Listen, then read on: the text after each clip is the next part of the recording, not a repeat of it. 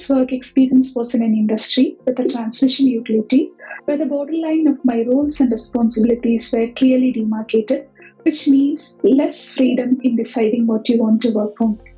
PNDC promotes an industry-driven and translational research culture that is test the findings of basic research in practical real-world context, feedback the outcomes into next stages of research, and finally put the research to practical processes or end products.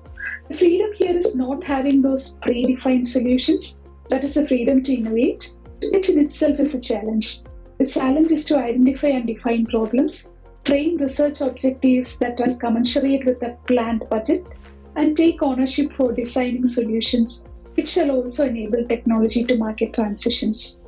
The most challenging aspect of my job is that the whole energy system involves multiple aspects in terms of technology and also social and policy aspect, and most of these present like competing and complementing perspectives. The most challenging aspect is bringing in these multitude of perspectives and understanding how interlinked many of these are. So, for example, to achieve our emission reduction targets, the UK government encourages significant uptake of heat pumps. Heat pumps have a significant upfront cost, which are mitigated by the grants that are currently available for homeowners. However, it also leaves out people who are on rented properties, as their owners might not be keen on investing on something that reduces the bill for their tenants but does nothing for them. So it's also about how can we do the transition while also bringing in alongside with us all those who cannot directly afford these high technology. So the most challenging aspect of my job is number one, joining during lockdown. So it's been quite a challenge to get to grips with a very different environment to what I've been used to. I came from 20 years in the primary education sector, so PNDC is very different. The terminology and the equipment, trying to get to know what everything is and where everything is when you're not actually on site, has been a real challenge.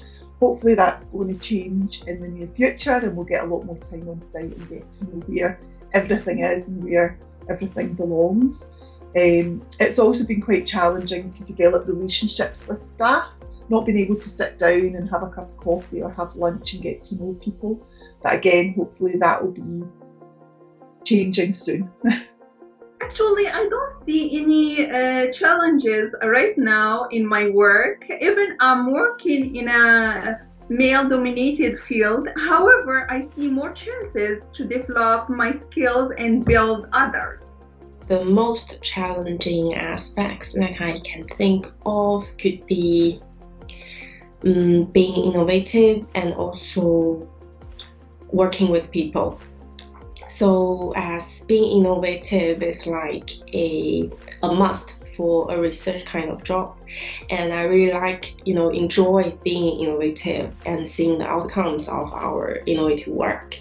But it is just challenging to be innovative all the time, just to stay innovative. And then working with people. So I think most people would assume that doing a research job that we don't normally have many interactions with people, and we would just focus on our own research and projects. But actually we do have a lot of interactions with people.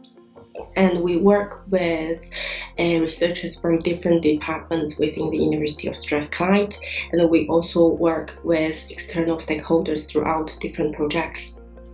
And I enjoy working with people, and I like to working with different people, but sometimes it is challenging to manage expectations.